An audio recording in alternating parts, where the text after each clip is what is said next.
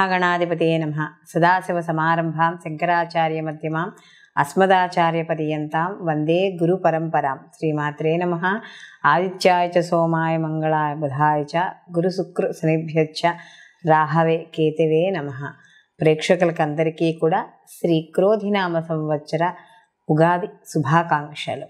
శ్రీ క్రోధినామ సంవత్సరానికి సంబంధించి మనకి ఈ ద్వాదశ రాసుల వారికి నవగ్రహ సంచారాలను అనుసరించి శుభాశుభ ఫలితాలు ఏ విధంగా ఉంటాయి అనే విషయాన్ని తెలుసుకుందాం. అయితే తెలుసుకోబోయే ముందర ఇక్కడ మనకి సంవత్సర ఫలితాలు అంటే సంవత్సరంలో గ్రహాలు నవగ్రహాలు కూడా మార్పు చెందుతూ ఉంటాయి. అయితే ఇక్కడ చెందుతున్నప్పుడు కొన్ని గ్రహాలు ఒకే రాశిలో ఎక్కువ రోజులు అవి ఉండడం అనేది జరుగుతుంది. కొన్ని మనకి ఎక్కువగా మారుతుంటాయి. అంటే 27 రోజులకు మారేవి, 45 రోజులకి గ్రహ మార్పు, నెల గ్రహ మార్పు, 2.5 రోజులకి ఇలా మారేవి ఉంటే, కానీ మనకి గురువు అలాగే శని భగవానుడు రాహుకేతువులు ఈ 4 మాత్రం ఒక రాశిలోకి మార్పు చెందినప్పుడు ఆ రాశిలో ఎక్కువ కాలం ఉండడం అనేది జరుగుతుంది. కాబట్టి ప్రధాన గ్రహాలు ఏవైతే ఉన్నాయో వీటిని మనం బేస్ చేసుకుని ఈ యొక్క సంవత్సర ఫలితాలు చెప్పుకోవడం అనేది జరుగుతుంది. గురువు అయితే ఒక రాశిలో సంవత్సరం పాటు ఉండడం అనేది జరుగుతుంది. మధ్యలో కాస్త వక్రీకరించడం, మళ్ళీ ముందుకు వక్రత్యాగం పొందడం ఇలాంటివి ఉంటాయి. అలాగే శని భగవానుడు కూడా రాహుకేతులు ఎప్పుడు అపసవ్యంలోనే వాళ్ళు ప్రయాణం చేయడం చేసినా కూడా ఒకే రాశిలో వీళ్ళు 18 నెలలు సంచారం చేయడం అనేది జరుగుతుంది. శని భగవానుడు 2.5 సంవత్సరాలు. కాబట్టి ఈ ప్రధాన గ్రహాలు ఏవైతే ఉన్నాయో వాటిని ఆధారంగా చేసుకుని మనం ఈ సంవత్సర ఫలితాలు, అసలు వీళ్ళకి ఆదాయ వ్యయాలు ఎలా ఉంటాయి, రాజ్యపూజ్యము అవమానం ఎలా ఉంటుంది, ఇలాంటి విషయాలన్నీ కూడా మనం ఇప్పుడు తెలుసుకుందాం. సింహరాశికి రాశాధిపతి వచ్చి రవి. సింహరాశిలోకి మఖ 1, 2, 3, 4 పాదాలు, అలాగే పుబ్బ 1, 2, 3, 4 పాదాలు, ఉత్తర 1వ పాదము మనకి సింహరాశిలోకి రావడం అనేది జరుగుతుంది. సింహరాశి వాళ్ళకి శ్రీ క్రోధినామ సంవత్సరంలో ఆదాయ వ్యయాలు ఎలా ఉంటాయి, రాజ్యపూజ్యం ఎలా ఉంటుంది అనే విషయాన్ని తెలుసుకుంటే ఆదాయం 2, వ్యయం 14, రాజ్యపూజ్యం 2, అవమానం 2. అంటే వీళ్ళకి రాజ్యపూజ్యం అవమానం 2 సమానంగానే ఉన్నాయి. అంటే మిమ్మల్ని పొగిడేవాళ్ళు 10 మంది ఉంటే తిట్టేవాళ్ళు 10 మందే ఉంటారు. కానీ ఇక్కడ ఆదాయంతో ఎంత తక్కువ ఉండి ఖర్చు ఎక్కువగా ఉండడం అనేది జరుగుతుంది. కాబట్టి ఈ రాశి వారు ఖర్చుల విషయాల్లో, సంపాదన విషయంలో, ఆ వచ్చిన సంపాదన దాచే విషయంలో తప్పనిసరిగా జాగ్రత్త అనేది వహించాలి. ఈ రాశి వారికి కూడా మే 1 నుండి కూడా సంవత్సరాంతం వరకు కూడా గురువు దశమంలో సువర్ణమూర్తిగాను, శని భగవానుడు శనిశ్వరుడు వచ్చి సంవత్సరం అంతా కూడా 7వ స్థానంలో లోహమూర్తిగాను, అలాగే రాహుకేతువులు సంవత్సర ఆరంభం నుండి కూడా వీళ్ళకి అష్టమ ద్వితీయ స్థానాల్లో తామరమూర్తిగాను సంచారం చేయడం అనేది జరుగుతుంది. అయితే ఇక్కడ ఎప్పుడైతే గురువు బృహస్పతి సంచారం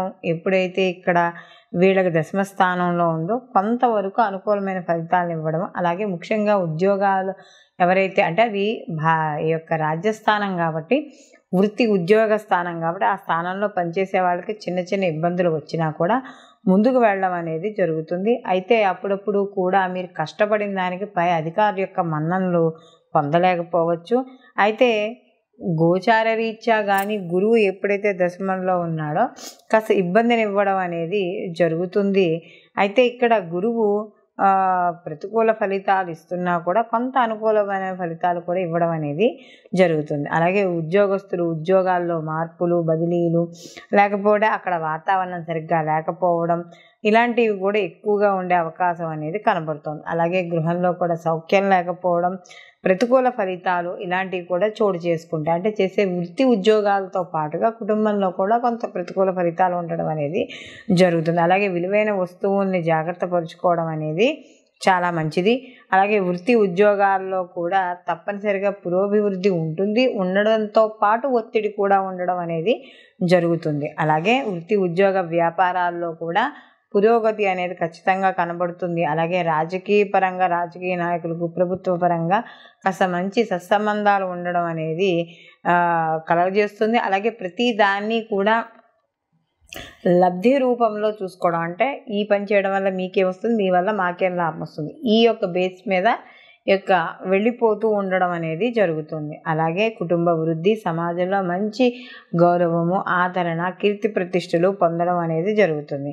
అలాగే రాజకీయ రంగాల్లో ఉన్న వాళ్ళు కూడా మంచి విజయాన్ని సాధించడం అనేది జరుగుతుంది. వ్యాపారస్తులు, ముఖ్యంగా రైస్ మిల్లు ఇలాంటి వాళ్ళు ఎవరైతే ఉన్నారో వాళ్ళకి అనుకూలంగా ఉంటుంది. అయితే కాస్త కొంచెం మధ్య మధ్యలో చిన్న చిన్న ఒడిదుడుకులు ఉన్నా కూడా మళ్ళీ పుంజుకోవడం అనేది జరుగుతుంది. ఇది గురువు యొక్క సంచారం. అయితే ఎప్పుడైతే సింహరాశి వాళ్ళకి ఈ యొక్క కళత్ర స్థానంలో అంటే సప్తమ స్థానంలో శని భగవానుడు సంచారం చేస్తున్నాడు, మిశ్రమ ఫలితాలని ఇస్తాడు. ఎందుకంటే కళత్ర స్థానంలో అనేటప్పటికీ వైవాహిక జీవితం, భార్యాభర్తలు ఇవి, అలాగే వాళ్ళ ఆస్తులు, సమాజంలో కీర్తి గౌరవాలు ఇవన్నీ ఏవైతే ఉన్నాయో వాటిల్లో అంటే వ్యాధులు, మనకి సంక్రమించే ఆస్తులు ఇవన్నీ ఏవైతే ఉన్నాయో వాటితో కాస్త చిన్న చిన్న ఇబ్బందులు ప్రభావితం అవ్వడం అనేది జరుగుతుంది. అంటే ఆస్తిపాస్తుల విషయాల్లో కావచ్చు, లేదా ఇంకొక ఏంటంటే భాగస్వామి వ్యాపారంలో కావచ్చు, వీటిల్లో చిన్న చిన్న మనస్పర్ధలు ఏర్పడతాయి. అయితే ఇక్కడ ఏవైతే మీరు వ్యాపార పరంగా కానీ సమాజపరంగా కానీ ఏవైతే ప్రయత్నాలు చేస్తున్నారో వాటిల్లో కాస్త ఆలస్యమయ్యే అవకాశాలు ఎక్కువగా కనపడడం అనేది జరుగుతోంది. అలాగే ఇక్కడ ముఖ్యంగా ఏదైతే ధర్మబద్ధమైన ఏవైతే కార్యక్రమాలు, విలువలు ఉన్నాయో అవన్నీ కూడా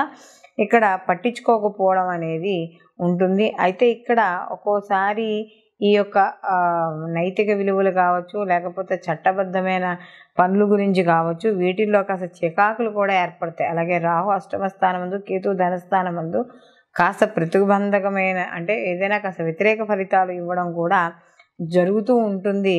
అయితే ఇక్కడ ముఖ్యంగా అంటే వాటంతటా అవి ఏవో ఒక సమస్యలు తెచ్చుకోవడం అనేది జరుగుతుంది. అలాగే ముఖ్యంగా వీళ్ళకి మానసిక క్షోభ, అలాగే ఏవైతే పనులు సమాజానికి విరుద్ధంగా ఉంటాయో ఆ పనులు చేయడం అనేది ఏర్పడుతుందంటే అది ప్రెషర్ వల్ల కావచ్చు, లేకపోతే వాళ్ళు చేసే వృత్తి ఉద్యోగాల వల్ల కావచ్చు. ఇలాంటి విషయాల్లో జాగ్రత్తగా ఉండాలి. అలాగే ముఖ్యంగా స్త్రీ పురుషులు ఇద్దరూ కూడా ఈ యొక్క సోషల్గా ఉండే కల్చర్ ఏదైతే ఉందో దానివల్ల అనవసరంగా ఇబ్బంది పడే అవకాశం ఉంటుంది. కాబట్టి అలాంటి విషయాల్లో, అలాంటి వాటికి సంబంధించిన పనుల్లో పాల్గొనేటప్పుడు ఇలాంటి విషయాల్లో కాస్త ఎక్కువగా ఇబ్బందులు పడే అవకాశం అనేది ఎక్కువగా కనపడుతోంది. అలాగే ఈ యొక్క వివాహాల విషయాల్లోనూ వాటిల్లోనూ కూడా అనుకూలంగా ఉంటుంది.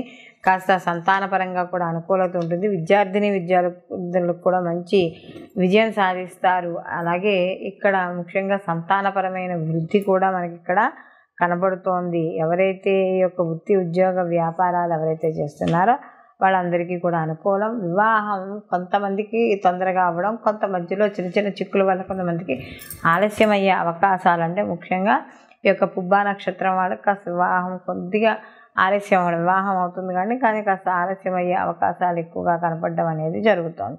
అలాగే ఈ సంవత్సరం అంతా కూడా ఈ యొక్క సింహరాశి వాళ్ళు దక్షిణామూర్తి యొక్క ఆరాధన చేసుకోవడం, అలాగే శనివారాల నియమాలు పాటించడం, గురుచరిత్ర పారాయణ చేయడం ద్వారా మీకు కొంత అనుకూలమైన ఫలితాలు పొందడం అనేది జరుగుతుంది. సర్వే జనా సుఖినో భవంతు, లోకా సంస్థ సుఖినో భవంతు.